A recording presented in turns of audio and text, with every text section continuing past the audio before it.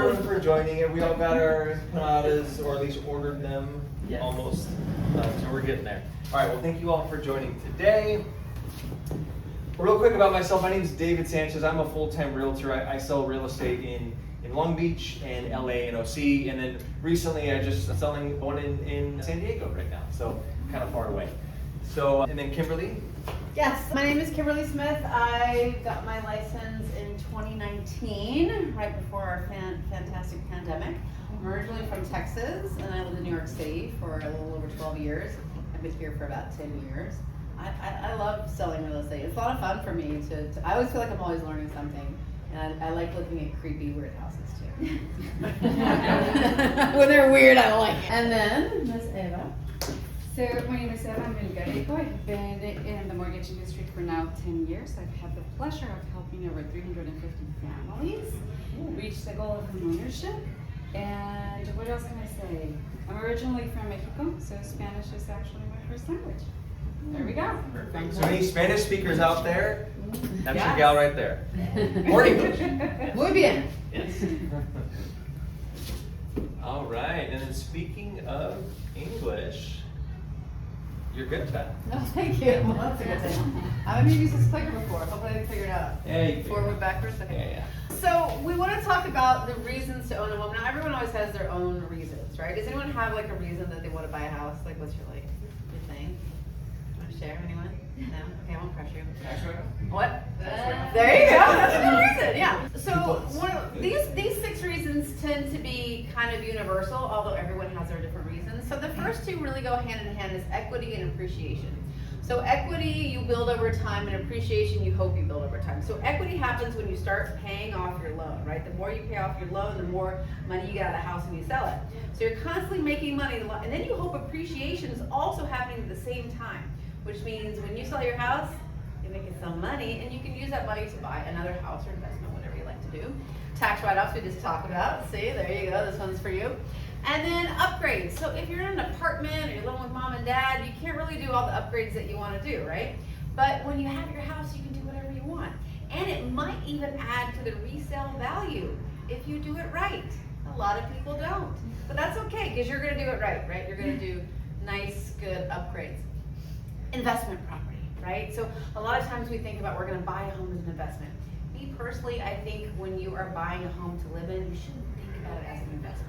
Place to live. Maybe it'll be an investment. That's where you're going to live. But you can take that money down the road and maybe you can turn it into investment. Maybe you can rent out that property and buy a bigger one. Maybe you can start to buy rental properties, right? Turn it into investment. Stability. Your mortgage will remain the same amount. I'm not gonna lie. Taxes and insurance don't. But your mortgage will, right? And when you don't pay your rent versus not paying your mortgage, it's really quick to get kicked out for not paying your rent. Takes a really long time to get kicked out from not paying your mortgage. So if you run into financial troubles and you're owning versus renting, you actually have a longer runway before you lose that home. So that's a bonus right there. All right, let's see if I can get it. 50-50 chance. Oh, I went too far. Okay. So this is the home buying kickoff process that David talked about. These are the 4 steps that you want to do in the very beginning. You want to build your team. It's really important to have a team around you to help you through the process. We hope we can be that team for you, but if not, that's cool. Maybe you don't like me, whatever. But you need to have a really good realtor and a really good lender in your back pocket, because you want to converse with them, you want to talk to them and make sure that you know what you're doing as you get into this crazy home buying process. Build your team. You want to check your score. What's your FICO score? When's the last time you checked? Nowadays, all of our credit cards, they give it to you for free. Does anyone know what their FICO score is right now? You know it today.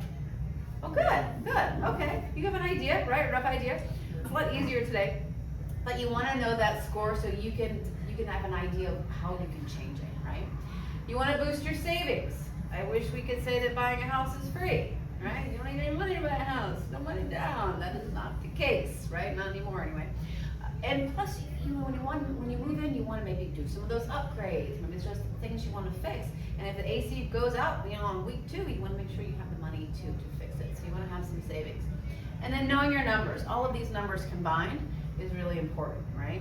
And your lender is the one that's going to really help you with that, right? So we each have our job. We realtor and a lender. And the lender is going to help you with all of those numbers. Now, one thing the lender is going to really help you with is pre-appraisal. heard that word, yeah. Pre-approvals are super important. A lot of people go home shopping and they don't have a pre-approval yet. I like to compare that to going Black Friday shopping at 7 a.m. without a credit card or any cash. You are gonna get run over and leave with nothing. You need, yeah, that's horrible. You need a pre-approval. So not only is that pre-approval gonna tell you what the bank's gonna give you, right? But you can use that to judge what your budget is. Maybe the bank says, you know, you want 700,000, we're only gonna give you 500. Maybe I gotta work on my scores, right? Maybe the bank says, hey, we're gonna give you $1 million. You're like, oh, I don't feel comfortable spending more than 700. Whew, that's a lot. So that's gonna help you, right? And some houses you actually need to show that before they'll let you in the front door, right? So that's also gonna tell you what your interest rate is. I don't know if you guys know, but interest rate changes every day. And it's dependent on you. So right now, if Eva was to run all of your credit scores and get you pre-approved, your interest rate will be different than yours, and different than yours, different than yours, different than yours. All different based on what's going on in your life, right? So you need to know what your interest rate is. How much money can you borrow with the bank? We talked about that. And you're gonna have all that in the pre-approval. Now, again, I'm not the numbers person. I'm the house person. So I'm gonna turn it over to the numbers person because she's gonna tell you all about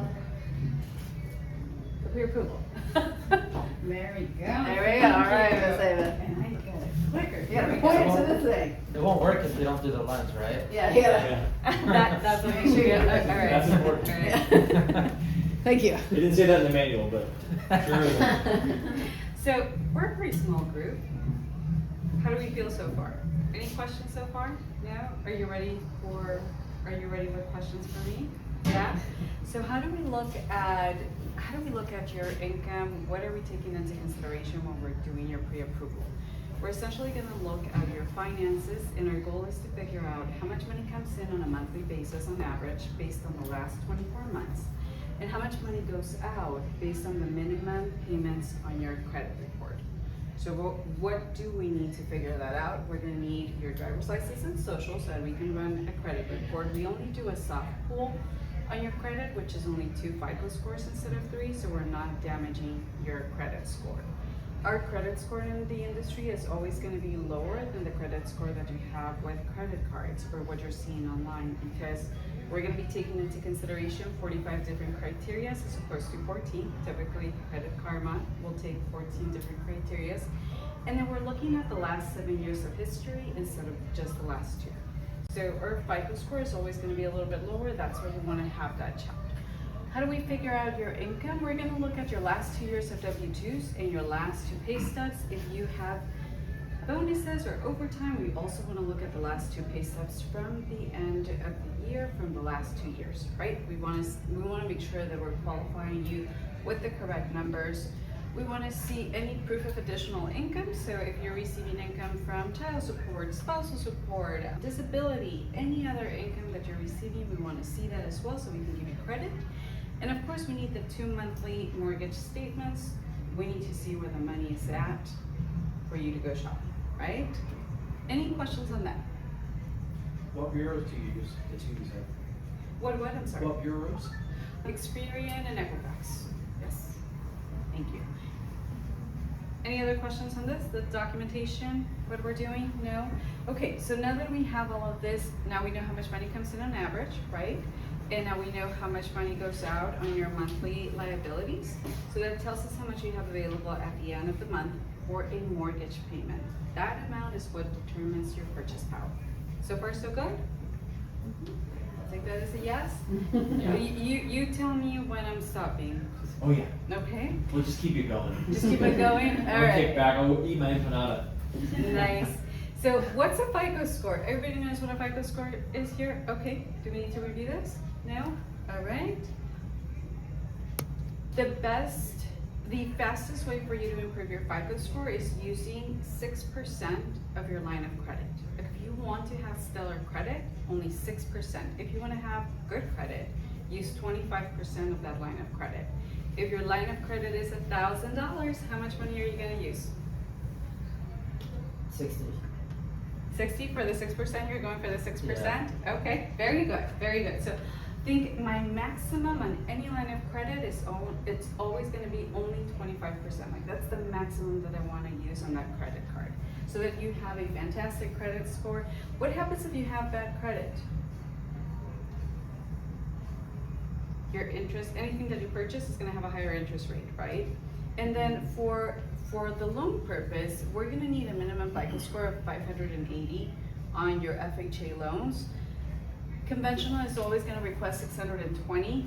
We as the lenders, we wanna see you with the highest credit score possible. If you're in this category, between 580 and 620, we're gonna be working with you to make sure that you increase that as much as you can. It's gonna be less expensive for you, and it's gonna be just easier as we go through the process.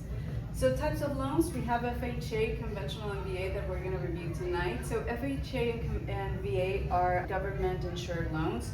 FHA will allow you to come in with a 3.5% of the down payment. And conventional actually will allow you to come in with 3% if your FICO score is stellar. If you're a first-time home buyer and you have an excellent FICO score, then you can come in with a 3% down. VA, no down payment required. So if you have access to a VA loan, if you know of anybody that has this benefit, please let them know. It's 100% financing and no mortgage insurance. Conventional is going to require mortgage insurance if you're coming in with less than 20% on the down payment. FHA, you will have mortgage insurance. It's required for the first 11 years. So typically, to get rid of that mortgage insurance, then we're going to refinance you out of an FHA into a conventional. Does that make sense? Let me know if I'm confusing you. Should we explore any program deeper? Or are we okay? Okay, so just to clarify, so then let's say like I'm a first time home buyer, and I would start off at FHA, and then after the 11 years, then I have to like convert to a conventional. Thank you for that. So if you're a first time home buyer, you can use an FHA or a conventional. It just depends, what's your FICO score? How much money do you have saved? Which program is going to give you the better strategy for you to become a homeowner? FHA allows you to have more liability, so more debt on your credit. Conventional is a little bit stricter, right? So it just depends on what your profile is. If my FICO score is 600 and I have above $300 on monthly minimum payments, then I may look at an FHA loan because conventional is going to require that I have 620. Gotcha.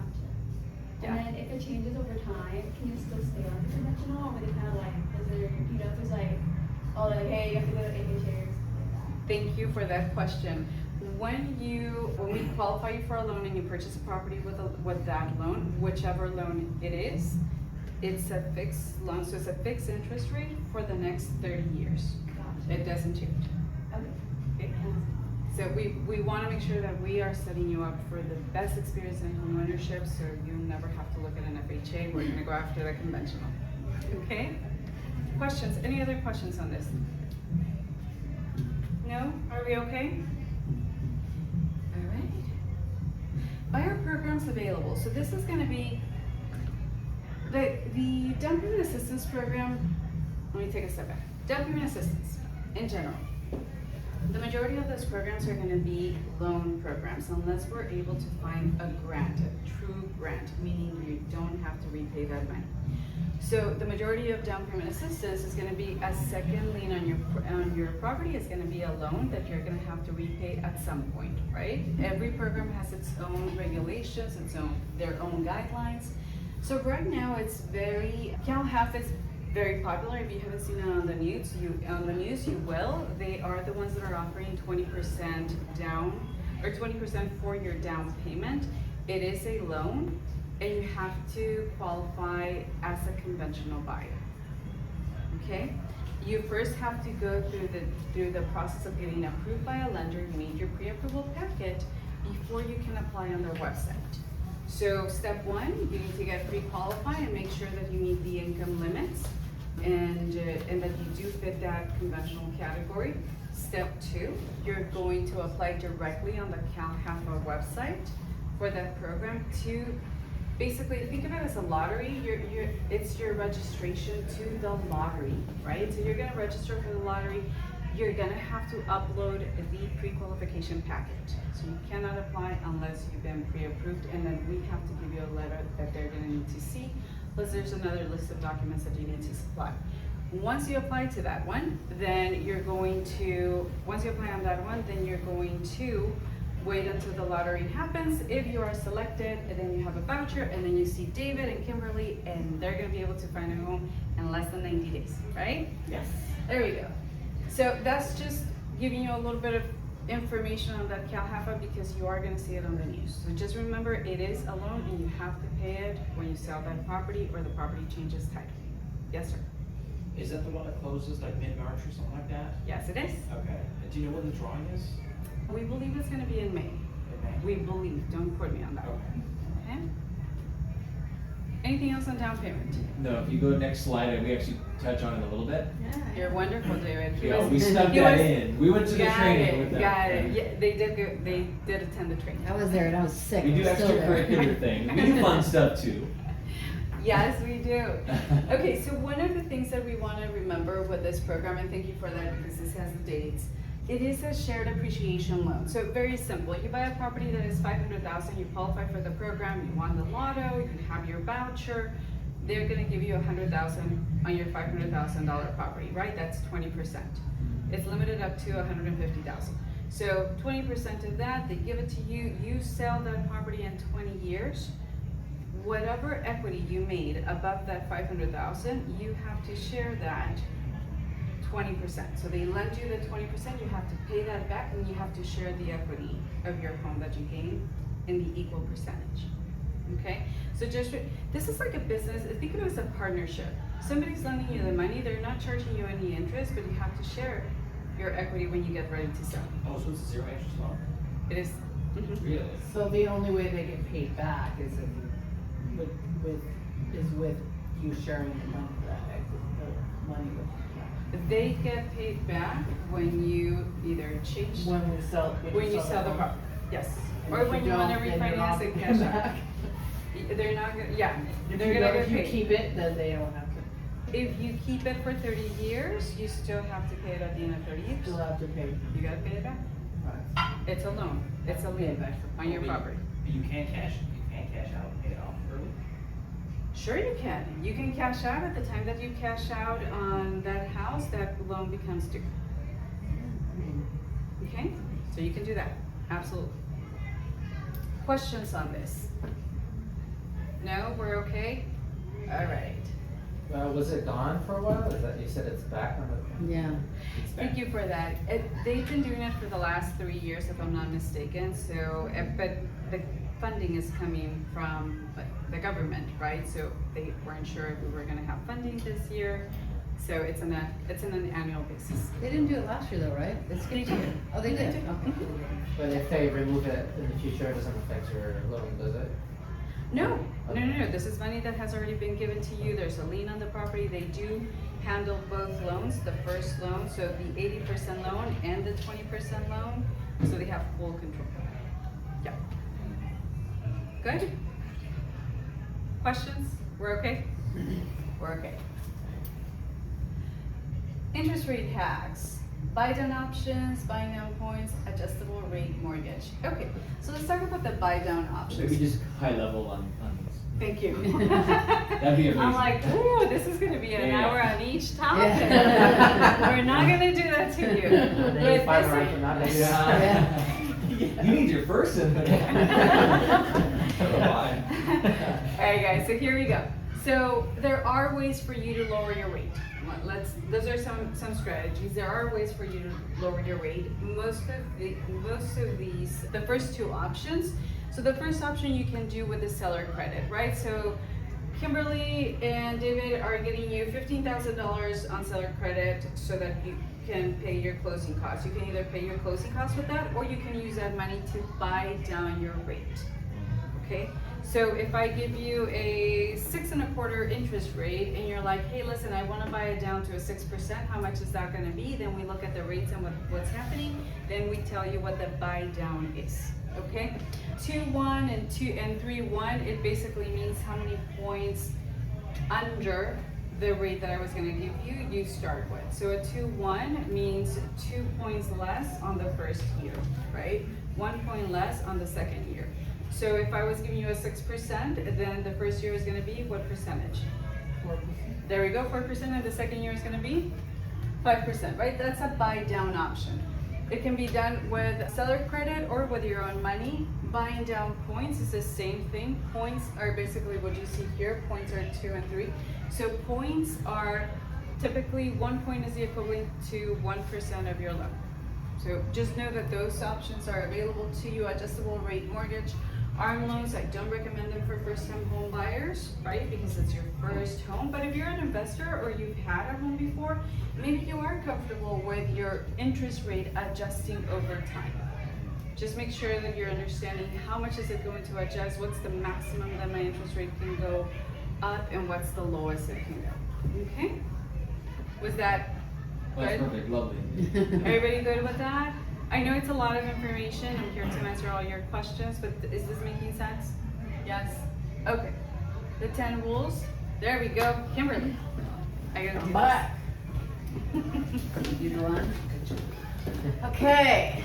Now, these are money things, so it's probably better to have her talk about it, but I'm gonna talk about it because we end up paying the price for these things with you when we're in escrow for a house and all of a sudden, hey, now you can't have the house anymore because you did one of these things. So we gotta start all over again, you lost a bunch of money. Here are the things that will make that happen. Number one, you can't change your job. I mean, you can, but you might lose the house, right? Because lenders, they're looking at that past history, right? And if you've been a doctor for the past 3 years and now you're going to be a barista, well, they're like, well, you know, are you gonna make the same amount of money? We don't know. That's weird for us, right? So if you go from being, if you go from being a dog walker to like a dog breeder, and also big baby, you know, it's gotta be in line, right? So if you really hate your job, just wait till you get the keys and you can give your boss a big, you know, F you, okay? Don't buy a new car, you may be living in it. This is very true because remember, that affects your credit score and your debt to income ratio, how much debt you have versus how much income you have. And that's the number they're using to give you that pre-approval. So no big purchases, right? Don't use your credit cards excessively or let your accounts fall behind. A lot of this seems, you know, things we should know, but it happens, right? You get a new house, like I'm gonna go buy a new couch, a new fridge, a new stove, a new dining room table, and I'm gonna put it all on my charge card. No, don't do that, or you will be returning all that furniture and then getting a different house. It has happened before. We know the stories. Don't omit debts or liability from your loan application. I like to compare this to going to the doctor. Right? When we go to the doctor, we got to tell them everything, right? We have to be honest. You have to have that same kind of honesty with your lender. You can't omit things because guess what? They will find out. Because they can go through all of those records and go really deep. So if you're like, I don't take child support, they're going to find out. And then it's going to affect that debt to income ratio and you might not get the house, okay? And this normally happens once we're in escrow. Like we're moving along, we're getting inspections, you're telling all your friends, and then this happens, okay? We already talked about the furniture, right? So my furniture appliances. Don't apply for any new lines of credit. Don't close any credit too. Did you skip that one? What did I skip? 4? Oh, number 4. Yes, thank you. Don't spend money you have set aside for closing. Yeah. Some people also don't know what closing costs are. Is anyone here confident what they know what closing costs are or how much they are, what percentage they are? We're gonna talk about that later. So closing costs can vary, right? So you might have some money saved and then you get that little piece of paper from your lender that says how much everything is going to be. You're like, oh, it's going to be cheaper. I'm going to go spend that money. Don't do that. Keep it. Number 7, we talked about that. Don't apply for any new lines of credit or close any credit because closing a credit card affects your credit too. Don't do that. Right? Just wait. You can do it once you get the keys. Do it to your heart's content. Don't make large deposits. Now, this is very important because a lot of people, these lucky people, get a huge gift from a relative. A family member, right? Here's $200,000 to buy a house. Isn't that great? Is anyone gonna get that? Yeah. Maybe. Okay. When that happens and you go put that in the bank, the lender's like, oh, where did this money come from? Is this mattress money? There is actually a method you have to go through when you're getting gift funds. So just talk to your lender and they'll tell you and the person who's gifting you the funds how to do that properly so it doesn't get flagged. Don't change or add bank accounts and don't co-sign a loan for anyone. This happens. You see your credit score, like you thought it was 650, it is 802. I'm gonna get little Jimmy a brand new car. My son needs a car, I'm gonna co-sign on it. No, because again, that's gonna affect all your numbers, right? So just wait, and then you can buy your son that brand new car, okay? Don't do it yet. Questions so far? Okay, we're rocking and rolling. I'm gonna turn over to Dave. He's gonna talk a little bit about today's market. Yes. You're welcome. All right, so you see this here. I gotta test this thing out. Look at that. It doesn't work that great, but I just bought this thing today. So you see the interest rates. Cool thing is it just dropped down to 5.99%, so just under 6%. It was over, how long has it been over 6%? For like 3 years? Yeah, about 3 years. So it's really exciting. I would say this last week, most of the days it's been just under 6%, which is exciting. But one thing I do want to point out, this is the last 30 years. You can see it goes up and down. I mean, in the 80s it was like it looks like 18.5 or something like that. So it goes up and down. That's a normal thing. This is what it is at today. But I did point out here, the pandemic interest rates are unlikely to happen again. You know how we were like at 2%? I have some friends that brag about it all the time.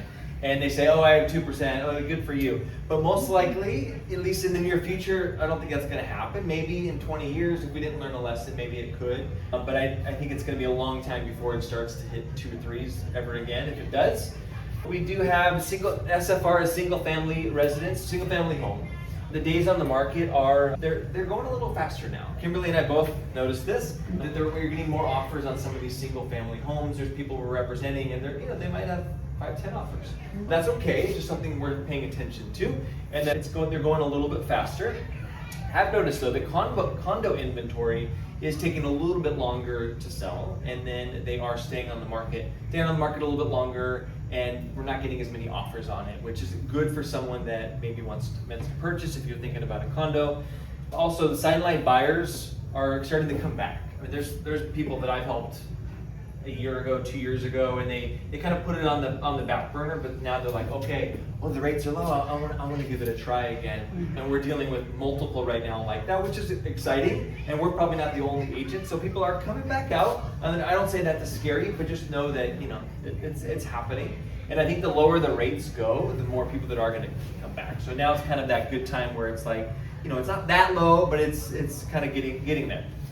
We also have homes that are priced competitively do sell fast. So if the home is priced correctly, they're still selling in a weekend or two, is what I've noticed. But there's some homes that have been on the market for a while. Kimberly and I both love those. If it's been on the market for 3 weeks or more, then that's when we like to take our gloves off and try to get some kind of discount, because a lot of times they're willing to take some kind of discount. So just kind of know what you're looking for. And if the home is overpriced, then that's, I think, a great opportunity to get a deal. Also, grants and down payment assistance programs. There's a lot that are out there now that, like, say, the beginning of the pandemic, a lot of them weren't even a thing.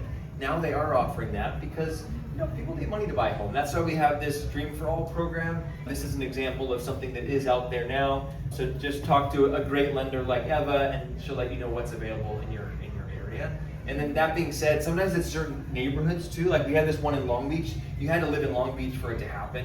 I know there's one in Norwalk, parts of LA, so it kind of depends on the area. If you really narrowed it down, then talk to the lender about that. And then I do always want to point out that you really could negotiate sales price right now, which is kind of cool. Or when you're in escrow, one of the best parts is to get some kind of, it sounded kind of scary. She had a special code. Mom, sorry, but it's like, shit. Pardon my language. Okay. Well, back to today's market. We have, so you can get some credits nowadays. I will say the last sales I've had, we've all been able to get some pretty good credits once we've been in escrow, which is exciting. And I always like to point out the best time to buy is when you're ready. Kimberly and I aren't going to say like, oh, you got to buy today or you're never going to have a chance. We're not going to say that. But when you're ready, of course, we want to talk to you about it, and we could all kind of come up with a plan together. All right, and then Kimberly said, take it away again. To me. Okay, speaking of being ready, how do you know when you're ready, right? You're here today, so you're thinking you're kind of ready, but a lot of people think, well, it's about money, right? It's how much I need. And yeah, that has a lot to do with it. These are the things that are going to cost you money. Down payment. There is a myth that you have to have 20% down. This is not true, right? You can have 3.5% down. You can have 5% down. You can have 50% down if you want. There isn't really a number. If you get, there's some crazy down payment assistance programs where you can have even less of that, and then you're having multiple loans. I don't suggest that, but that's a possibility. So you don't have to have that 20%. We generally see people between 5 and 10. That's mostly what we see. The higher you put down, the better your chances are of getting particular homes. You're more competitive that way. They like that. Sellers like that. That doesn't mean that we can't find you a place at 3.5. So you don't need all that money you think you need. You do need some money for inspection and appraisal, unless, well, appraisal, we'll talk about that in a second. Inspection is one of those things where we're gonna have a guy or a girl come in and they're gonna look at the house from the roof all the way to the crawl space. And they are going to tell you every single thing that's wrong with that house. It is a laundry list because no one's buying a new house, right? Those are gonna be around $350, $550, sometimes a little bit higher if it's a really big house. And we can use that to negotiate some of that money we were talking about getting back for you at the end of the process. So you need some money for that because you're gonna pay them directly. Any other inspection you wanna do, if you're gonna get a sewer scope, you have to pay for that. If you're gonna have a termite guy come out, you're gonna pay for that. If you're gonna have a roof inspector come out, you're gonna have to pay for that, okay? So those are gonna be costs you're gonna incur. The appraisal, well, it's gonna be about $500, $700, $850 unless, right? You're doing our little special deal that we got for you guys. If you use us as your team, we're gonna cover that appraisal, right? So you don't have to worry about that. You're good to go. Closing costs. I find a lot of first-time home buyers don't know about this, and then they get into escrow and they're like, what? Wait, what? Does anyone here know what that is? Are you familiar? Or is this like a new thing to you? A little bit, right? So it's typically around 2.5% of the cost of the home. So if you're putting 5% down, right? And when you put your 5%, you have $5 left in the bank, you're in trouble. You need 7.5%, okay? So just like when you go to the grocery store and you pick up a candy bar and it's $1, then you get to the register and they say that'll be $1.35. You're like, well, I thought it was $1. Same thing. You have to pay escrow companies, title, there's fees, and all of that stuff is just lumped into your closing costs, right? There's lots of people that work on the transaction, and this is how they get paid, right? Government's in that too. And then, realtor, question mark? Do you pay your realtor? How do we get paid? How does a lender get paid? Does anyone know? Any ideas? That's yeah, sometimes. At least I work for empanadas, yes. Cheap date. Sometimes, yes. Let's talk about that. I didn't do the lunge. Okay, so do you know how we get paid? Very interesting. So, you're independent contractors. Does everyone here get a check every 2 weeks? You guys get a W-2, right? You get a paycheck? Yeah, I don't get one of those. Is that nice? I haven't had one in a long time. We're a little bit different. We get paid per job, independent contractors. So, if we look for houses for 6 months, we write 5 offers. I take you in my car and we look and we spend every weekend together, and then you're like, you know, I'm just gonna move to Texas. I'm like, okay. I don't get paid. No money, right? We only get paid at the end of the transaction. So that's what we're doing. We are independent contractors. Only at the end. If you don't pay, if you don't buy, we don't get paid. And that's why we have something called the buyer-broker agreement. So kind of similar to when you start working with a lawyer, right? You sign a contract, okay? And they give you this contract and they say, hey, we want a retainer first. Now we don't do that, but we do have a contract. And the contract says, hey, we're gonna work together, just you and me. Because if we're gonna spend all this time with you, we don't want you also shopping with Susie Q Realtor and John J Realtor and Lena Realtor and seeing like who will take you out. Can I see this house at 2? No? Okay, well I'm gonna call Lena, right? So we have this contract so that we work together. So if we spend all this time together, right? It works out for us, it works out for you. And that way we're working for you, right? We're making sure that we're working for you. We're dedicating all of our time to you.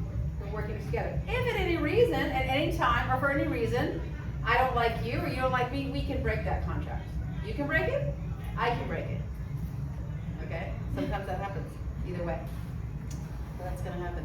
Now this agreement has been around for a long time, but now it is law. January of last year became law in California that we have to have this agreement before we can show you a house. So if you call me and you say, oh my God, I want to see 123 Main Street on Sunday at 2 o'clock, I'm so excited, and I send over this agreement, you're like, I don't want to sign it, then I can't show you the house. Now, if another agent is holding an open house at that time, you can go. You can go to open houses, but I can't take you.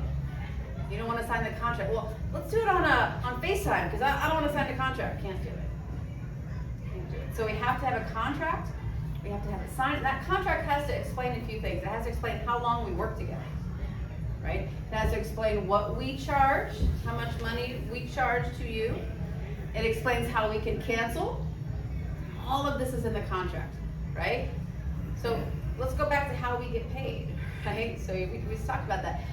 Normally, the seller pays for us, right? And that's the way it's been for forever, since commission started. But because of this change, back in the day, so if you have a house to sell, you're gonna hire David, and he's gonna say, all right, I'm gonna charge you, 6%, okay? And we're gonna give 3% to the buyer's agent, and I'm gonna keep 3 for myself, right? We don't do that anymore. Now when you hire David, you just talk about how much you're gonna pay him. And then all the other realtors are gonna come and say, I charge this much, and I charge this much, and I charge this much. And then it's up to you to decide how much you wanna pay. So our agreement with you says, hey, we charge this much, we're gonna try to get the seller to pay that. And if he doesn't, then you have to cover the rest of the cost. And if you don't wanna do that, that's fine, we can walk away from the house. Or maybe we can lower that cost for you. We can't increase it, right? If he's like, well, I'll pay you 5%. Oh, okay, well, I'm only charging 2, can I do it? No. We can lower it, but we can't raise it, okay? So, buying a new build. David's gonna talk about new builds. Has anyone seen a new build around here? There are some in Long Beach, did you know? They exist. Long Beach Boulevard, they had a couple Yeah. over there. All right, so yes, I have a new build that we're in escrow right now. Actually, it's in Chino. Anyone that's looking in Chino, they have some really nice options out there. There's quite a few. I've actually made a website on it the other day. Yes, and I saw I some think too. there was about 12 different new build complexes, and they were pretty cool. But if you do go to a new build, make sure you let your lovely agent know. And yes, I guess I call myself lovely right now, but she's more lovely you are or lovely. a handsome gentleman like myself. You're very lovely. You can contact us, and we'd love to go with you. We still have to get that agreement before we go. But if we go with you, then we can represent you. That's one of those. If you walk in and you do like the open house thing, they will make you sign something when you walk in saying. No one ever reads it, but it says that you don't want representation and you're gonna let the builder's agent help you. The builder loves to do that because then they pay their own person and they don't have to pay us. So I would recommend we go there with you and then we get to kind of fight for you. And I have a great example. This has happened multiple times now, but this one that's right now in Chino, what I was able to do is get the builder to pay for me for starters. So my client didn't pay for me. Paid for me, and then I got them to pay for the solar. Every new build has to have solar in California. That's like an Uber thing. So they have to my knowledge, at least most counties, but I think it's all in California. But new builds have to have some kind of solar in there. And what I had the seller do is pay for that solar, and it was about, I think it was $18,000. And there was different tactics, which I think is being recorded, so maybe I won't say it. But I have some. I don't want the builders to blackball me or something. But yeah. So in this case, we were able to get the seller to pay for it, and we also got them. There was another $30,000 incentive. Which another cool thing is a lot of these builders do have some kind of incentives because there's reasons why they have incentives. A big reason is because they kind of want to drive up the price. We won't get into that strategy now, but they give you money to pay down the rate or to put towards closing costs. It's pretty cool actually. So if you've never been to a new build, I'd at least recommend checking them out. And if you go to a place like Chino, they're actually way cheaper than you'd think, like anywhere around here. That same place, there it was really nice place for $630. And then over here, that same place would probably be like 1.1. So, okay. And yeah, so take us with you, all that to do that. House hunting checklist. So a couple things I always like to pay attention to. You want to scout out the neighborhood in person. Of course, we'd love to go with you, but I'd also recommend driving around at night. Like it's dark outside now. This is a good time to kind of, you're thinking about Wrigley area, that's where we are now. If you're thinking about this area, yeah, drive around at night. See if you feel comfortable in this neighborhood around where the house is. For example, if it's like downtown Long Beach, like hey, get a little, there's a lot of people running around at night. Are you okay with that? So that's something you want to pay attention to. Also, if you're going to be walking your dog, like let's say at 11 at night is when you normally walk your dog. Okay, walk around at 11 o'clock at night. Do you feel good at that point? Or early in the morning, do you feel good? Or say parking, your spot you don't have enough parking spots, you got to park on the street. Every day you come home at 7 o'clock at night, is there a parking spot? Or do you have to drive around, like Alamitos Beach in Long Beach, you could be driving around for 45 minutes. Anyone live in that area? Okay, you could be driving around for 45 minutes to find a spot, and people double park like all night. It's kind of crazy. But I would check it all different times. Also consider different freeways nearby. Freeways could be good, like Kimberly and I are working with someone right now where she wants to be by a freeway. She's okay if it's 10 feet away. Perfectly fine with that. And I know a lot of people that don't want to hear the freeway at all. So just kind of be aware of that. Also different things like shopping, activities, the things that you're gonna like. I like to go paddleboarding, so it's great that I'm by water. That's something that's important to me. If you like to run on the beach, then maybe something closer to the beach. You don't have to drive 30 minutes to make it to the run club. Another one, you want to use your senses. So I like to say, like listen is one. Okay, you're right by the freeway. Can I hear it? The freeway's right here. Okay, it's probably not going to go anywhere. It's always going to be like that. Or I had one that I sold where, okay, so the house is right here, beautiful house. And if you look up like right here, there's a plane flying over your head I'd say every 10 minutes. It's Long Beach Airport, maybe it's every 15 minutes, but Wow. it's literally directly over. They loved the house and they were perfectly fine with it. And it's a cool house, but they're like, hey, noise doesn't bother us. And Long Beach, there's a thing where it can't fly too late anyway, so it's not that bad, but it's something that some people couldn't do. So be aware of that. Also, speaking of smelling in the air, sorry Chino people again, but it has a lovely smell in Chino. Certain parts smells like cow shit. So if that's your thing, I used to live in Ontario, and it kind of got used to it. It was kind of like, I kind of liked it. It made me think of home. Now it makes me think of cow shit, so I don't want to do that. So just be aware of that. And then also electricity, if it doesn't have, say you're off the grid, be aware of something like that. If you need to get electricity somehow, or if you have sewer or septic. Over here, it's mainly sewer. I think in Long Beach it's all sewer. But I sold one in Ventura recently, and it was septic. It was a nightmare. I know how to deal with septic. I've had quite a few transactions with it, but it could be a big headache. So if you guys are looking somewhere not around here, that's something we always check to make sure. Is it septic? I wouldn't be afraid of septic fully, but there's a different way to strategize that offer so you don't get stuck, with someone else's shit under your house. Yeah. When you say septic, you mean it's like built under? Yeah. So they have a tank under the house. I learned too much about it. There's a tank under the house and it fills up with stuff that you flush, and then they have to pump it out. And if that cracks, if there's ever a crack in there, it's no fun. Yeah. So then they have to rip it up, and think about it. It's deep. Like sometimes it'll be 4 feet down, and then the tank is about as tall as me. So they have to get all this. What are they called? Big cranes or whatever. That's what I was thinking of the name. Yeah, they have to dig this up because you're down 10 feet pretty much. It's not cheap. Yeah, and then with that story, we had to tie it into the city line, and that was a disaster. Yeah, so just I would look before, but if you're looking in this area, it's not really a thing for the most part. And also HOAs, if it is some kind of HOA, the homeowners association, like a condo, or there's a lot of single family homes that are too, like in Irvine, pretty much everything's HOA. Just something you want to be aware of, because there are some rules and stuff with that.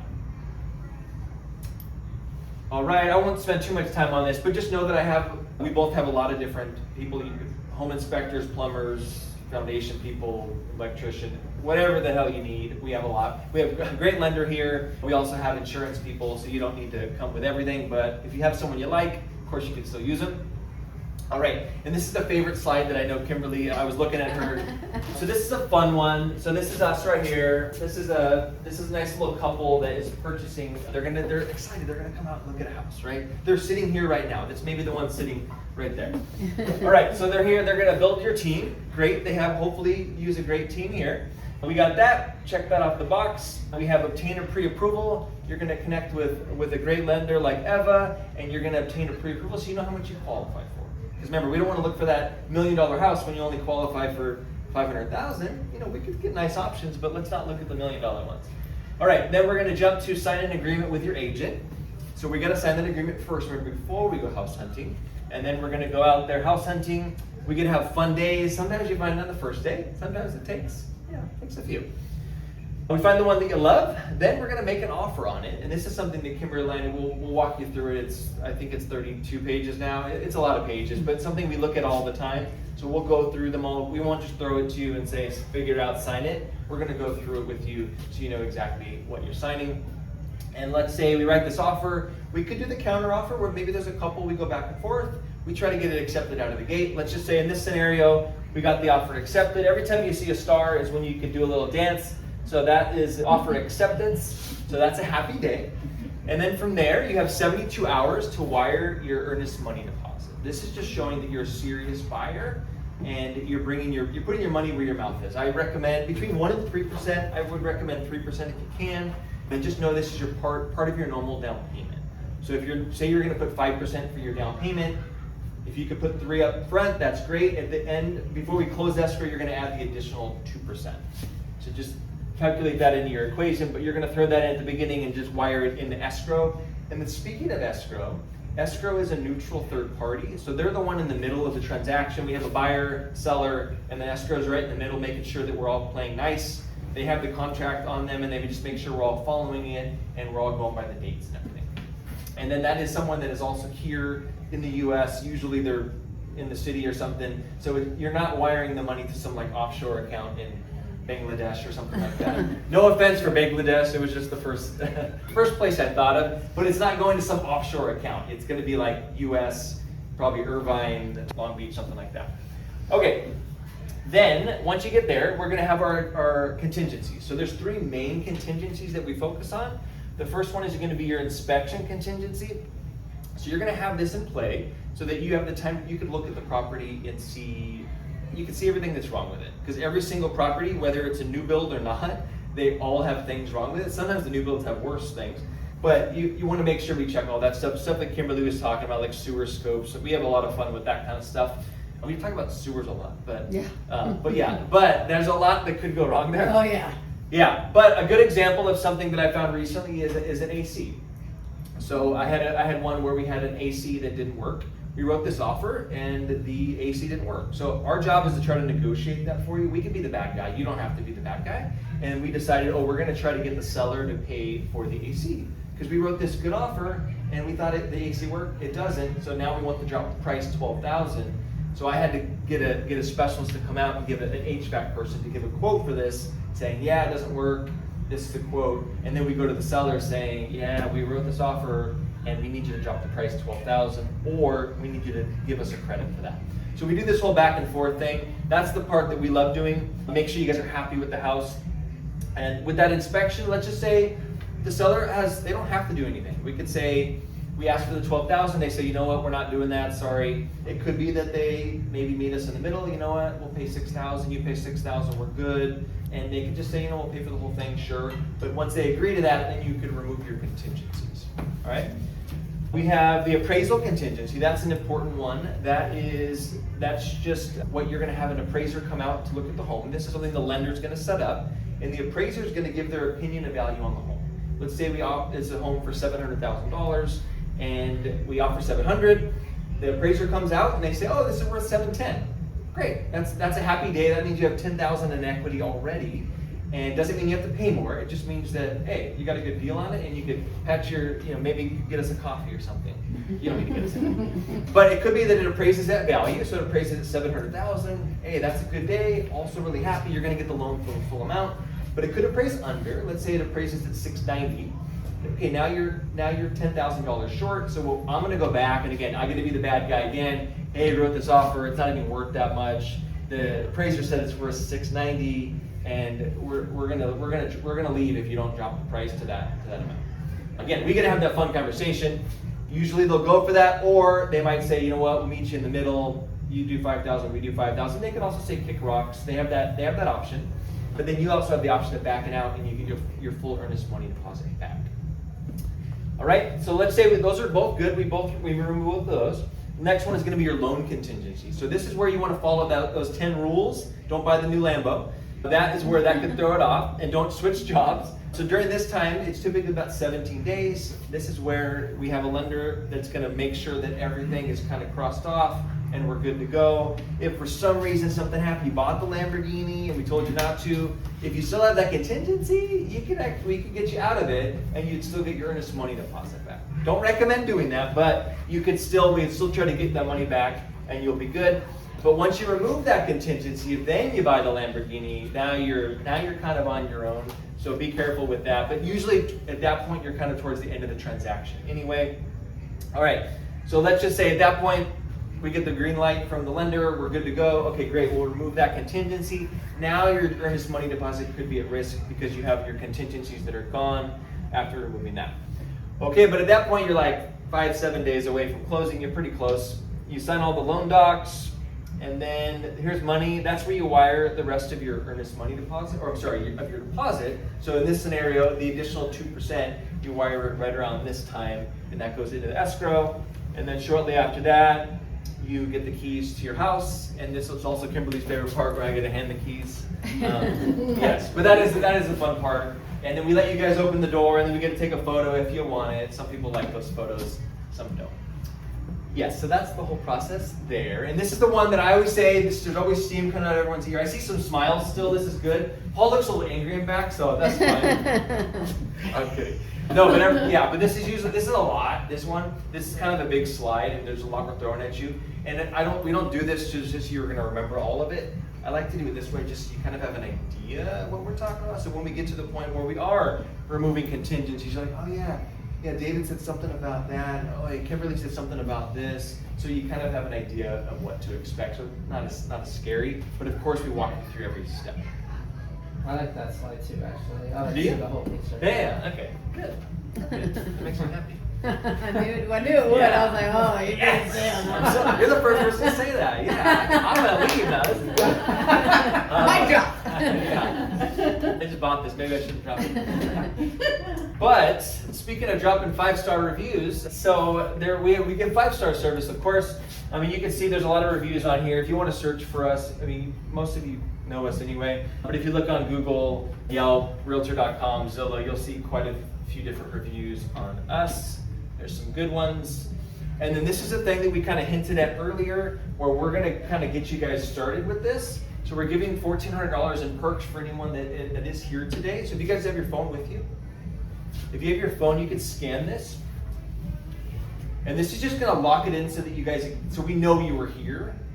And if you don't have your phone with you, it's livingcalocal.com, and it'll take you there. It'll only ask a couple of quick questions. So what we're going to do, just to get you going, is Eva, if you decide to go with Eva, well, hopefully you do, then she's going to pay for the appraisal. So it'll be off closing costs. You paid for it originally, and then she's going to take care of it at the closing, which is a big deal, because that could be $500 to $700, and she's putting her money where her mouth is. So if you use someone else, I can't help you there. But if you do decide, you can use whoever you want. But if you want that, we got Eva to agree to that, and she's amazing. So I highly recommend her. And then for us, we're going to cover up to $700 towards the home warranty. We try to get the seller to pay for it, but if they don't, then Kimberly and I will take that on. So you get about $1,400 there. And then one other thing that we always make sure to buy for all of our clients, whether you buy or sell, is real estate risk management subscription. This is something that's really helpful that you guys can use. If you ever want to talk to a lawyer, then that's something we pay for. Kind of like you don't have to, if you want to talk to a lawyer, you don't have to pay for it, because it's something that we're covering ahead of time, and it's pretty helpful. But we'll tell you more about that. I think we actually threw some in the booklets too. Yeah, but that's a pretty good one, and that's for the whole time you own the home. So say you own it for 20 years, and at the end you're like, oh, I found out about something that had to do with the neighbor and fighting over a fence. You can call them for that, and they can give you some legal advice, and they'll even review documents for you, like a lawyer. I mean, they're lawyers, so they'll do all that, which is cool. But if you enter your info in there, then we'll get a little timestamp that you did it, so then we'll know, okay, you guys are good.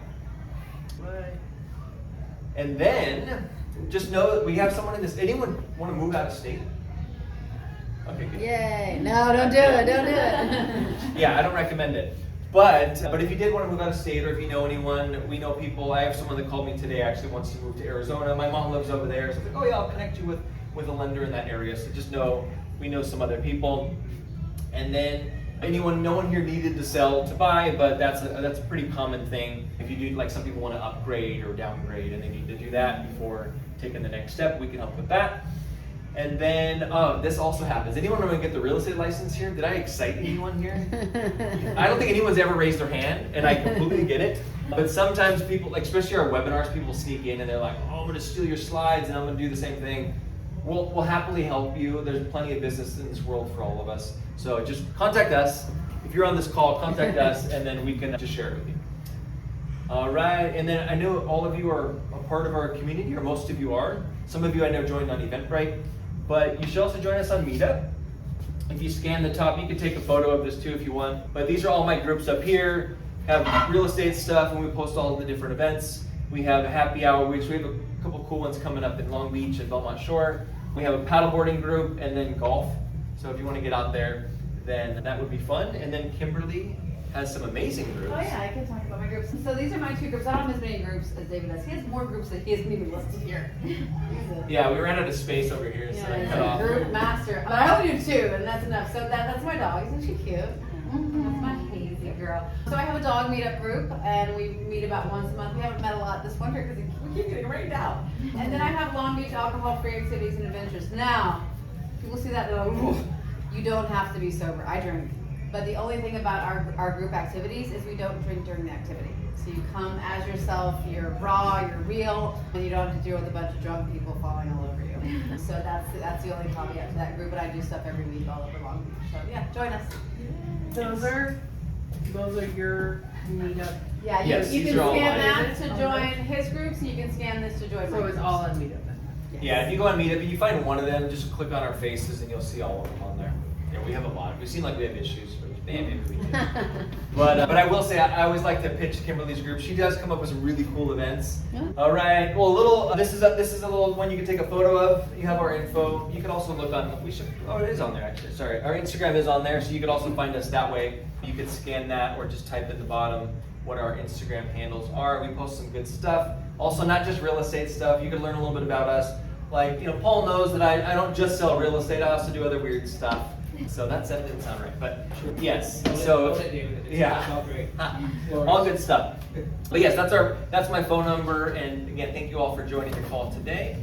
Oh yeah, Or we can call. come up and say I'm so used to doing webinars. I say call all the time. So we're gonna come up and say our goodbyes. So again, I just want to thank you guys for coming out on a Friday night. Friday night. On Friday night to hang out with us and learn a little bit about the process.